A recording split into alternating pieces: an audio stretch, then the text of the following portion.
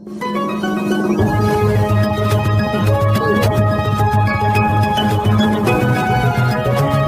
सुनेत्रा वहिनी पवार ह्या बारामतीतून बिनविरोध निवडून आल्या पाहिजेत, की त्या ज्या ठिकाणी काँग्रेस पक्षाचा उमेदवार उभारेल त्या ठिकाणी भारतीय काँग्रेस पक्ष निश्चितच त्या तोडीस तोड असा उमेदवार निश्चितपणे जाहीर करणार।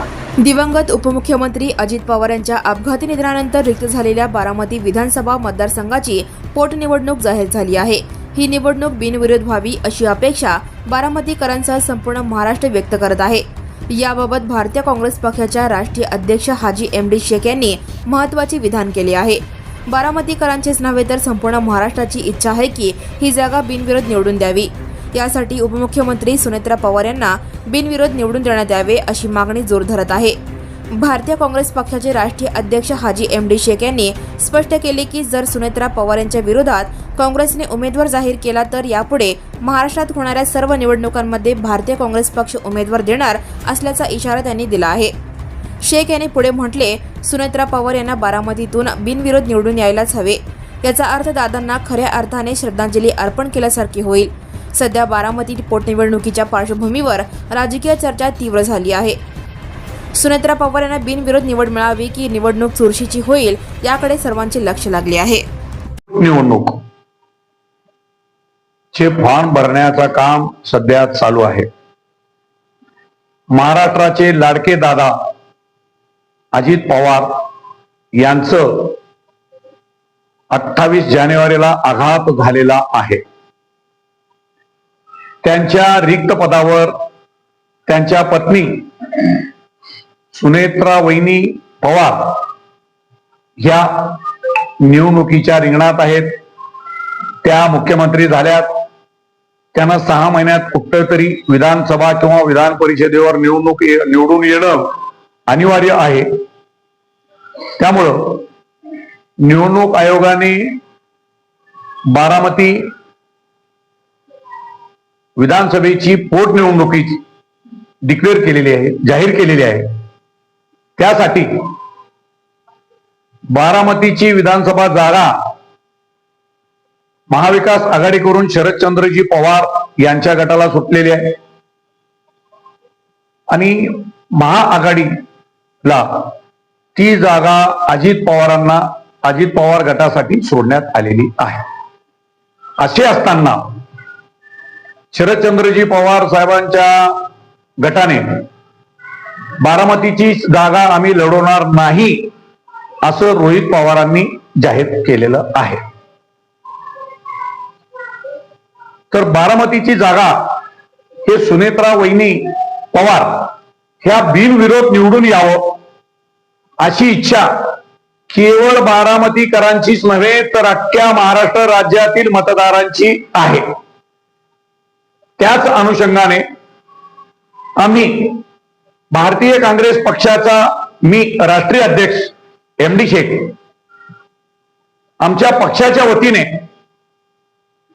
बारामतीची जागा न लढविता सुनेत्रा वहिनी पवार यांना बिनशर्त पाठिंबा हा भारतीय काँग्रेस पक्षाचा असणार आहे। अशा वेळेस काँग्रेस पक्षाच्या महाराष्ट्रातील गटनेते विजय वडेट्टीवार आणि पक्षाध्यक्ष प्रदेश अध्यक्ष यांनी बारामतीला उमेदवार देणार असल्याचं जाहीर केलेलं आहे। जर बारामतीच्या जागेवर सुनेत्रा पवारांच्या विरोधात काँग्रेस पक्षाने उमेदवारी जाहीर केली, त्याप्रमाणे जर त्यांनी उमेदवार दिला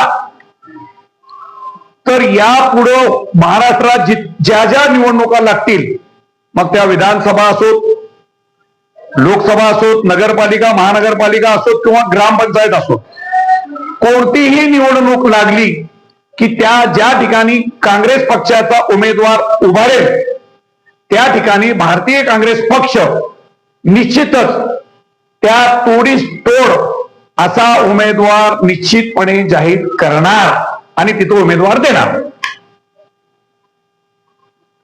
माझं म्हणणं असं आहे की सुनेत्रा वहिनी पवार ह्या बारामतीतून बिनविरोध निवडून आल्या पाहिजेत.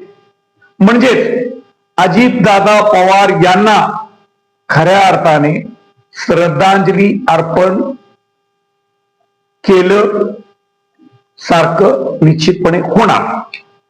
म्हणजे आमची जी अजितदादा पवारांना श्रद्धांजली आहे, वहिनींना बिनविरोध निवडून देऊन अजितदादा पवारांना श्रद्धांजली व्हावं याची आहे. त्यामुळं काँग्रेस पक्षाने उगाचच तिथं उमेदवार लादू नये आणि त्यांची स्वतःचीच हुर्या करून घेऊ नये. मला सांगायचं, जर काँग्रेस पक्षाने तिथं जागा दिली, 1001% मी सांगतो की काँग्रेस पक्षाचा तर धुवा उडेलच उडेल, त्यांचा डिपॉझिट जप्त होईल. अख्ख्या महाराष्ट्र राज्यामध्ये काँग्रेस पक्ष निश्चितच बदनाम होईल, यात मात्र शंका नाही. जर काँग्रेस पक्षाने चुकून सुद्धा उमेदवारी तिथं दिली तर 100% काँग्रेस पक्ष यापुढे महाराष्ट्रात कुठेही निवडणूक लढविली की भारतीय काँग्रेस पक्ष त्यांच्या विरोधात जसा तसा उमेदवार निश्चितपणे देऊ असं. आणि भारतीय काँग्रेस पक्ष जर उमेदवारी त्यांनी दिली, निवडणूक लागलीच, तर भारतीय काँग्रेस पक्ष आणि आमचे पदाधिकारी कार्यकर्त्यांसह आम्ही सुनेत्रा वहिनी पवार यांना 100% पाठिंबा देऊन त्यांचा प्रचार करणार, असं मी आज भारतीय काँग्रेस पक्षाच्या वतीने जाहीर करतो. जय हिंद, जय Maharashtra. Now and press the bell icon. Never miss a